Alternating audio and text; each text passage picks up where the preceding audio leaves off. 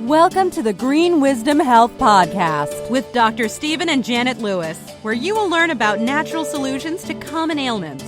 And now, here are your hosts, Dr. Stephen and Janet Lewis.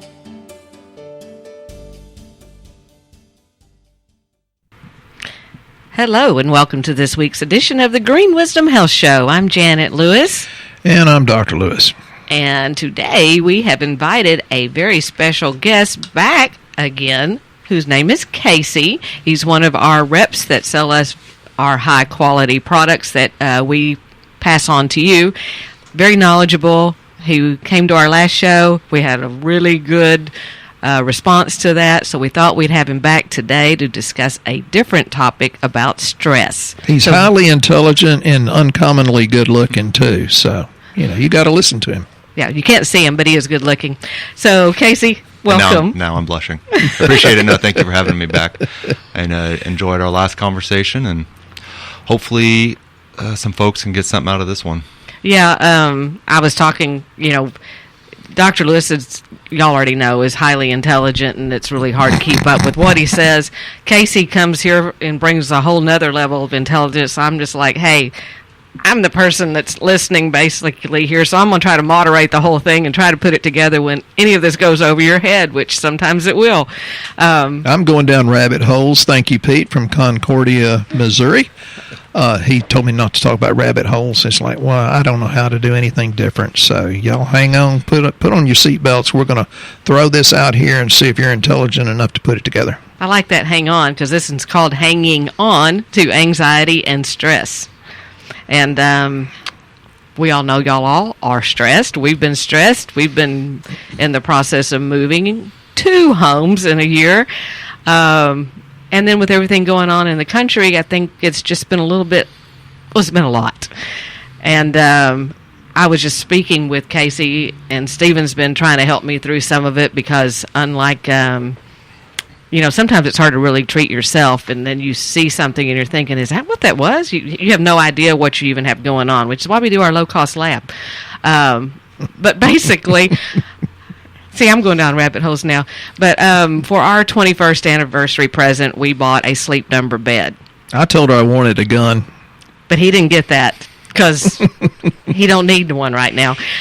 We needed Can't sleep on a gun. You can't sleep on a gun, and he's got plenty. He probably could make a whole bed out of what he has. But other than that... unless you're ATF listening, I don't have any. We got this bed, and it's pretty cool because every morning it tells you on this app how you slept at night. And I kept being really, really disappointed because every morning I'd wake up and my heart rate was kind of high. The heart rate variability, which I don't really know what that is. I guess it's some kind of reaction to stress. It's a measure of time in between heartbeats. Oh, see there? See, Casey, I told you, smart, and good looking. There's a window that you want to be in as it relates to your heart rate variability, and there's a lot of different ways that you can measure and kind of gauge where you're at. And it sounds like you have something that is built into your bed that's doing that. Yeah, and it was depressing me because I wasn't winning. I'm kind of competitive, and it's like, Stephen's beating me at this, and I don't really understand how, and mine kept being low. And I told Stephen, I said, why is yours okay and mine's not? And, I'm considerably younger, so I figured that I would have a better heart rate variability. Right? No. I'm just messing with you. No, I'm not considerably, just some. But he kept passing, and I thought, what? How is that? Why? And Stephen goes, well, have you tried adding in melatonin? And I'm like, no. I said, I take a little bit. I said, I don't want any psychedelic dreams and stuff because it really kind of freaks me out. He goes, well, just try adding 1 in. She missed the 70s. I guess so. And so I did. And I noticed that on the app, I looked better. I had wild dreams the first night. And I told Stephen, I said, I had the wildest dreams. He goes, I know, isn't it great? And I thought, this is bizarre. But he said, just keep doing it. He said, it'll calm down.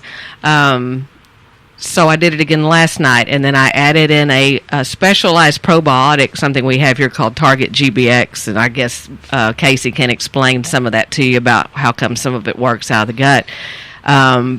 But adding that in last night, and the melatonin, the extra melatonin, I feel better today than I have felt since last October, when all of this country stuff started flaring up and homes started selling. And I'm thinking, man, is that all that's all it took that really went out of my head? It was anxiety.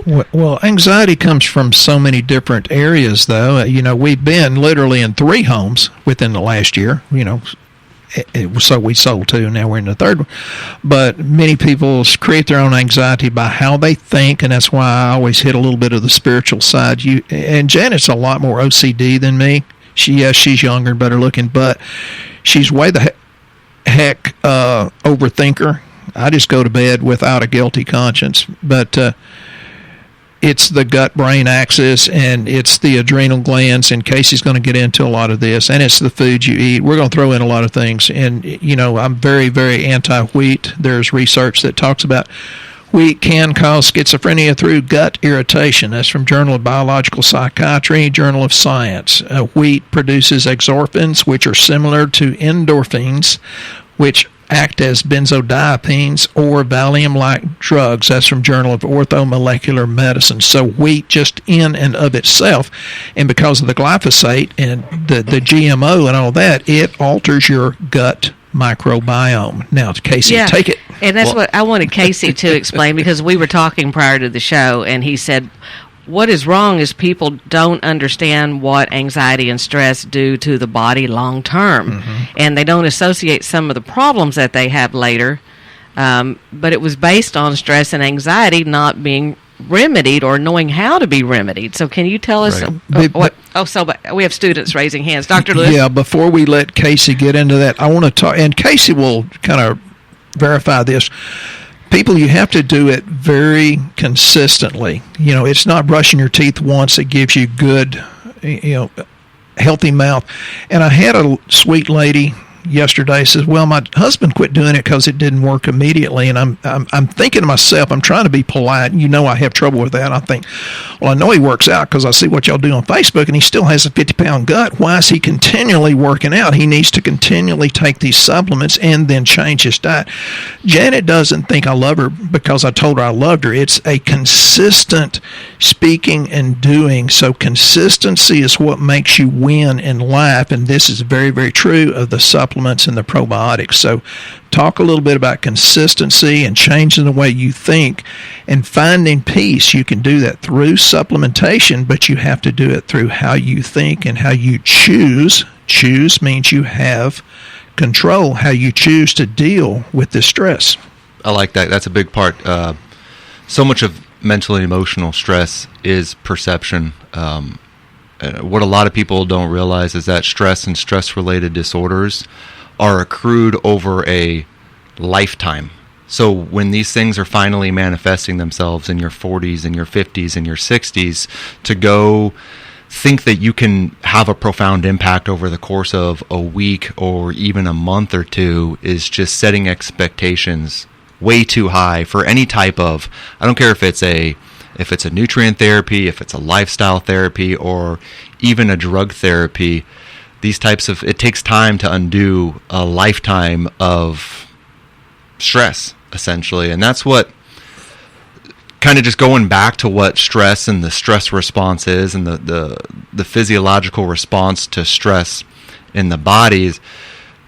There was a very specific, the role of the stress response is to help us to survive a short-term immediate stressor, right? So you go back thousands and thousands of years and you think of primitive man, they're sitting around a campfire and here comes a predator, right? Here comes a bear. We need that immediate mobilization of energy that allows us to survive that encounter.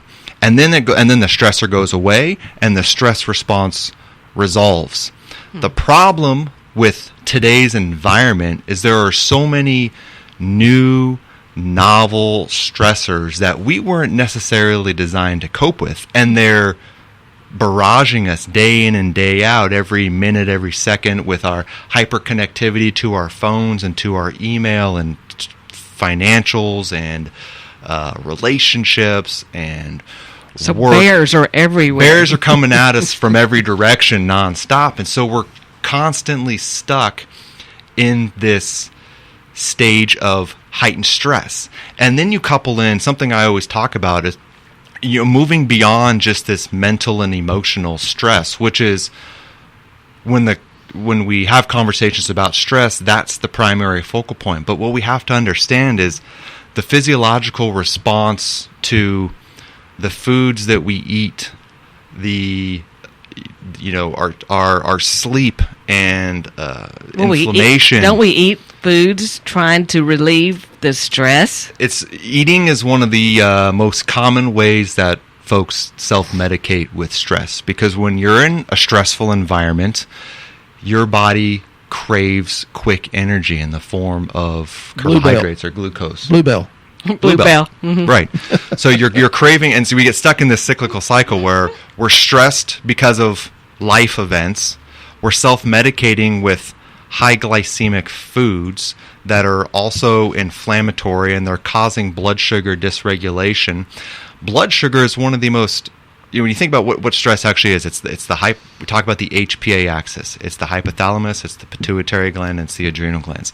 The hypothalamus in the brain kind of acts as this surveyor. It's constantly surveying both the environment externally and internally for threats. Low blood sugar, so when you think about you go eat that pint of Bluebell, it spikes your blood sugar, brain's happy, blood sugar crashes, low glucose is a direct threat to the brain. Then the hypothalamus detects that we need to internally increase glucose to the brain, so then we elicit the stress response. You compound that with, like I mentioned, just life's stresses, and then you compound that with the inflammatory nature of a lot of the foods that we're putting into our body and the things that we're doing to sabotage sleep. It's a recipe for disaster, and so many, I would say, maybe just in front of or just below pain, it's the most common complaint when people go see a doctor are stress-related disorders, and it impacts absolutely every single aspect of health. Well, they don't sleep at night, which makes it really bad, right? That is your body's, that's the time when your body needs to recover and regenerate, and if you're not doing that, it's very detrimental to health. And then they turn into a bear because they're so agitated because they don't sleep. It all comes down to your ability to respond or resilience, and that's what happens when you think about rubber band and this idea of physiological resilience, right? When we're young, stress comes at us. You pull that rubber band, so you're kind of stretching your physiological capacity. Initially, that rubber band's gonna snap back, but over time, you continue to pull on that rubber band. It's never going to come back to normal, and eventually, it is going to break. And that's what happens, and that's what's unfortunate is if you can get out ahead of this early, you can mitigate a lot of damage in the long term. But it's so often that folks don't seek medical attention until the rubber band is broken. Well, the other part of that, a lot of people think that anxiety and stress is something that's in their head. It's not coming from anywhere else. And, what we try to educate, and I'm sure you do too, is that it actually starts in the gut. Isn't that correct? That it actually comes from the gut? There's neurotransmitters that go to the brain? That's where a lot of the new research in this space is going.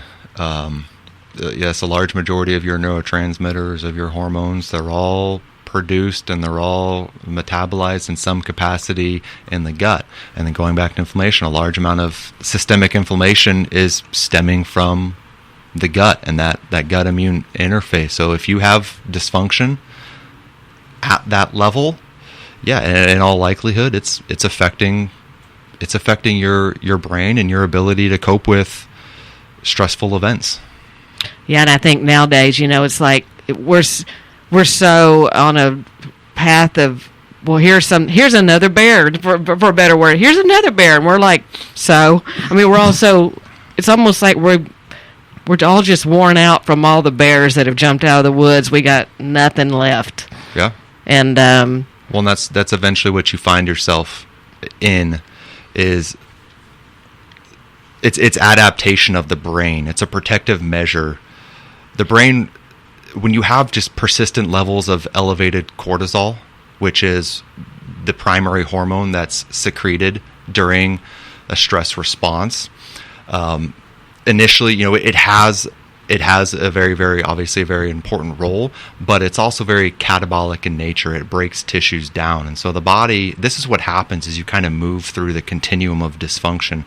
You have perpetually elevated levels of cortisol. So you're kind of stuck in this fight or flight state. They call this the alarm stage. This is where a lot of 30, 40, 50-year-old Americans, high-performing executives, etc., this is the state that they're in. And this is just normal life, right? You wake up, it's get the kids out of bed, it's get the kids fed, it's get to school, get yourself ready to work, go to work, come home from work, go to the gym, go pick up kids, take them to soccer practice, get dinner made. I think he's speaking his life. It does sound like a little bit like his own life. It doesn't. It never ends, right? So you never get this opportunity to shut off. The brain wants to protect the body from the catabolic effects from cortisol. So it will begin to down-regulate cortisol production as a protective measure. And that's what happens is you kind of crash through. You get stuck in the stage 2 or the resistance stage, and then stage 3, which is kind of full-blown burnout, where your body no longer has the ability to mount an appropriate response. Think low cortisol and adrenal fatigue. That's one of the factors. And, I know Casey's going to get into the microbiome. And for those of you that like to get real technical, there's a book called Microbiome Diet. There's The Second Brain by Gershorn. 10% human will scare the holy heck out of you, and make sure that you want to take good probiotics. I want to tell a quick story. I got a call yesterday, and she said, well, I got this probiotic because it was so well promoted and it had good reviews, and so she took this other probiotic, and she said it messed up my gut. She says, I'm cramping like crazy. I've never cramped like this, not even when I have my period, and da-da-da-da. I said, well, you're asking my advice. Why don't you just buy my stuff? I've already researched this. This is not your average supplement. When we get from Casey, I have to give an active license for me to buy this stuff. And Casey touched on this. You have to do it for a while. And there's this piece of a research study. It says Lactobacillus casei 3 times per day for 2 months.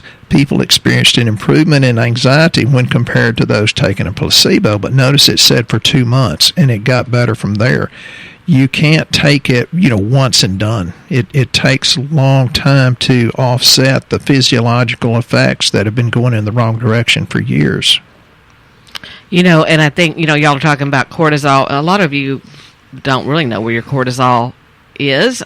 Doctors, I don't think that's something they generally run. Well, what y'all brought into us, they've not run it. Well, the reference range covers a sick society, so I don't care if you're in reference range, you're not in optimal range, and that's what we look to achieve is optimal range. And I just talked to Matthew in Massachusetts, and he says, well, my mother and dad are about your age, because they had me as they were older, and I thought, well, I'm going to get insulted now, but said my mother is having the effects of living in corporate America. She's already had 3 joint replacements. She can't do any more because she keeps getting infected and reinfected, and so she's just trying to mitigate the pain. And that's what Casey was talking about. You get in corporate America and you get that fight or flight, that high cortisol release, and HPA axis is super, super important.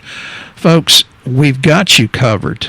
Well, and I wanted we may not promote it. Yeah, talk a little bit about got you covered. In Casey touched on a little bit. You start off with high cortisol. And for those of you who don't know what your cortisol is, don't guess at which one you have. Right. Actually, do our lab work to figure out where it is, because you can take the wrong thing and feel worse. But basically, your cortisol will start off real high, like trying to get the bears. And then when they can't get the bears, then the cortisol says, I'm checking out now because I can't help you any longer. So then it drops really, really low.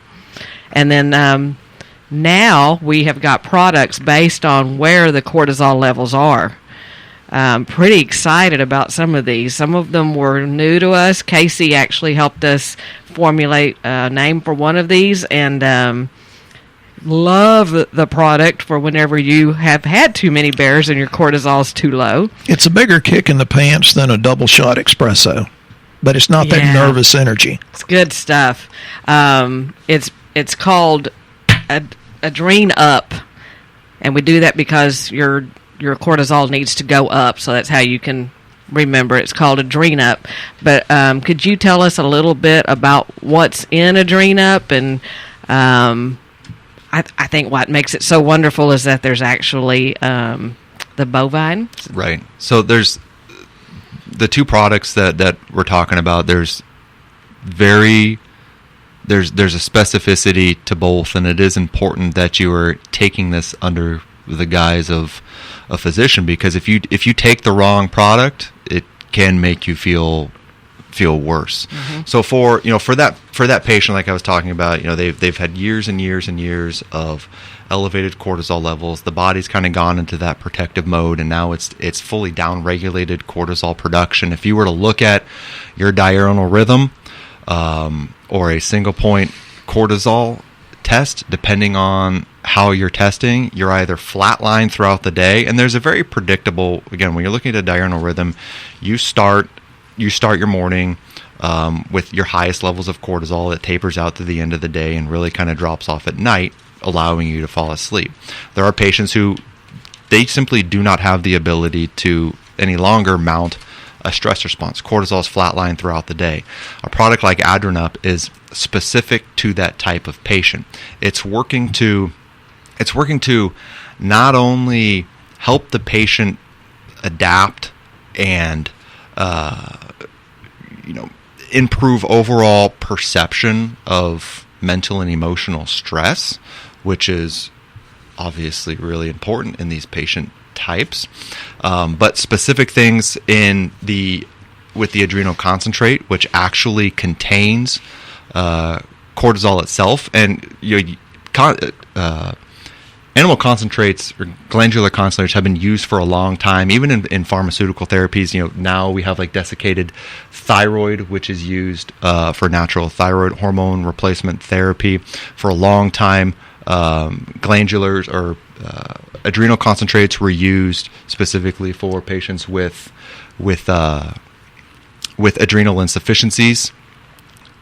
They are still applicable in the supplemental industry, and so we have a concentrate in this formula that's actually providing cortisol in itself. But then there's specifics with the licorice root extract that are actually helping to extend the half-life of cortisol. And basically what that means is keep what active cortisol you have available, keep it active as long as we possibly can before the body works to metabolize it into inactive cortisone.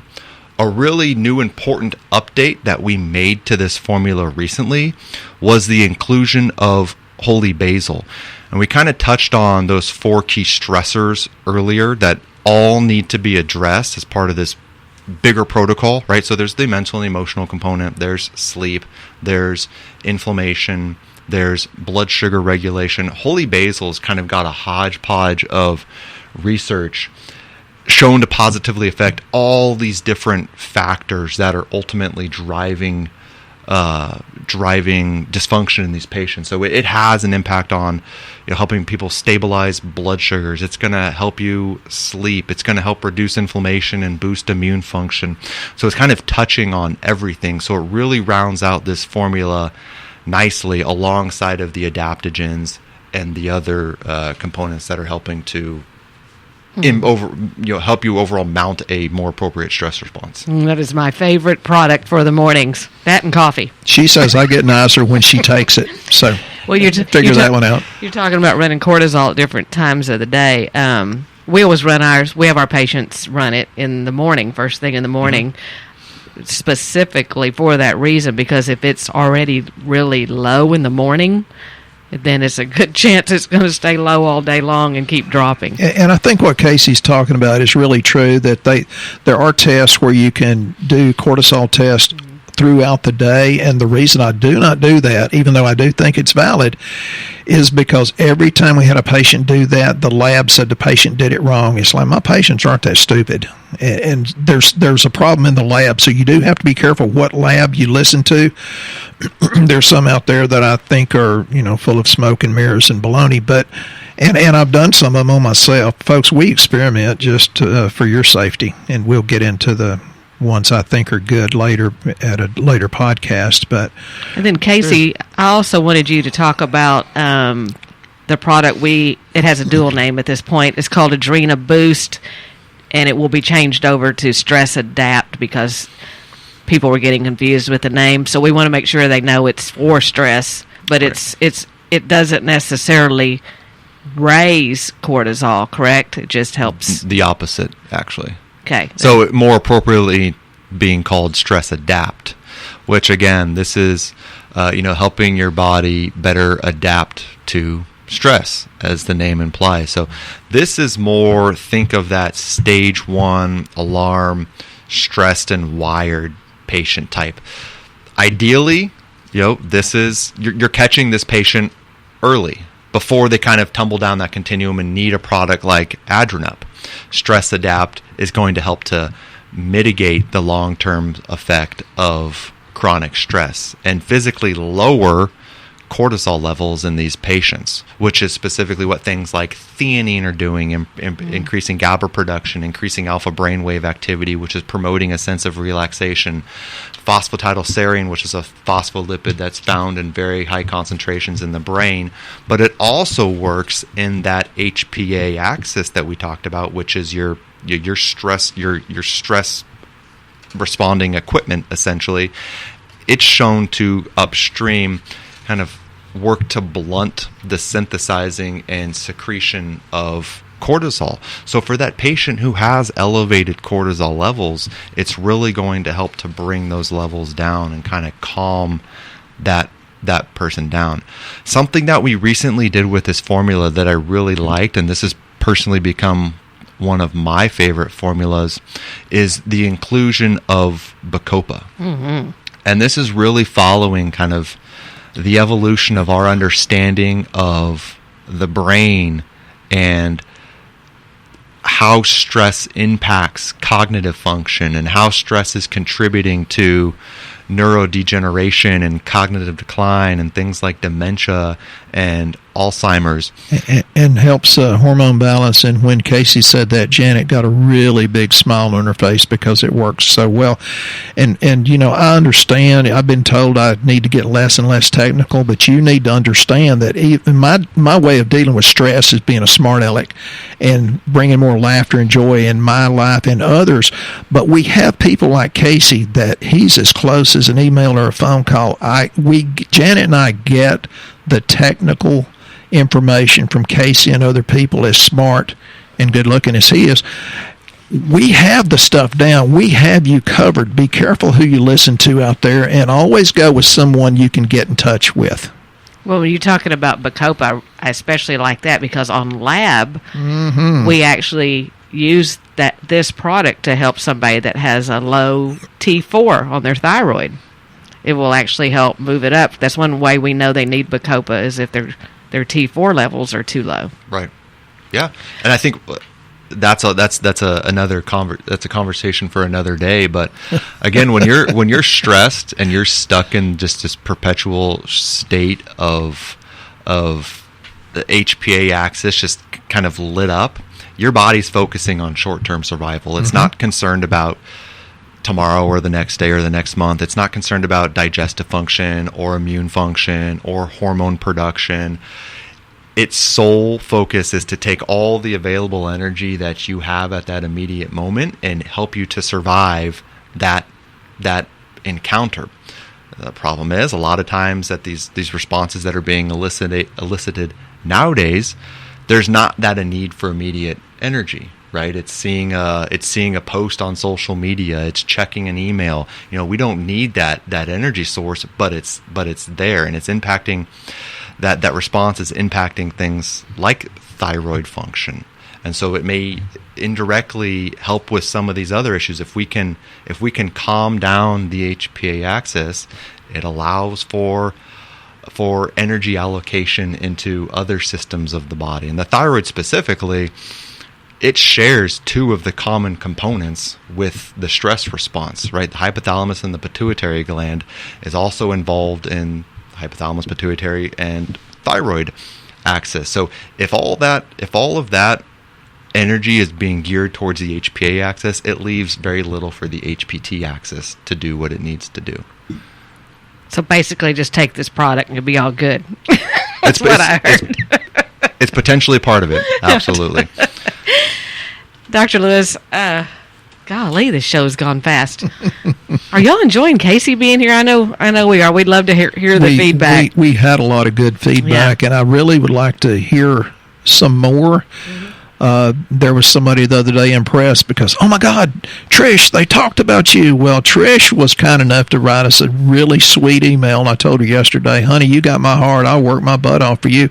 We work for compliments, and we work harder, and it's compliments like that keep me from just saying I'm retired, because I like to be needed. So, Trish, you kept me out of retirement for another while. And so thank you for letting us know that you like Casey. He kind of brings a little levity with a lot of information at the same time. He's fun to be around, and we'll always work hard to do our best for you. Is there anything you'd like to follow up with stress and anxiety or not having it? Or Yeah, do what Casey talked about. We'll help you with your microbiome and change the way you think and the way you feel. One of the best things you can do is go out and do something very, very kind for somebody and see if you can get by with it and do it anonymously. Always remember that nothing real can be threatened, nothing unreal exists, and therein lies the peace of God. Oh, Casey, thank you for being a guest on our show again today. I hope you've learned something. You do not have to be stressed, and if you don't know where to start with our online health survey at greenwisdomhealth.com. Fill it out. It will recommend a lab panel. If you don't want the lab panel, that's fine too. Dr. Lewis will call. He can talk to you and help guide you to some supplements that may be key for you. If you don't know where your cortisol levels are and all that, we would suggest you go ahead and get the lab panel, because it will keep us from guessing. And we appreciate you just sharing this show with someone that may need it, and we appreciate you listening to us. So you guys have a blessed week. We'll be here next time on the Green Wisdom Health Show. Once again, our show has come to an end, but your hope in your health is only beginning. If you or a loved one are in need of a different outcome and are waiting for a brighter future, take the first step and go to our website and fill out the health survey. Please don't keep us a secret. If you know someone that could benefit from this podcast, please share this show with your friends and family. You're only one step away from a life worth living.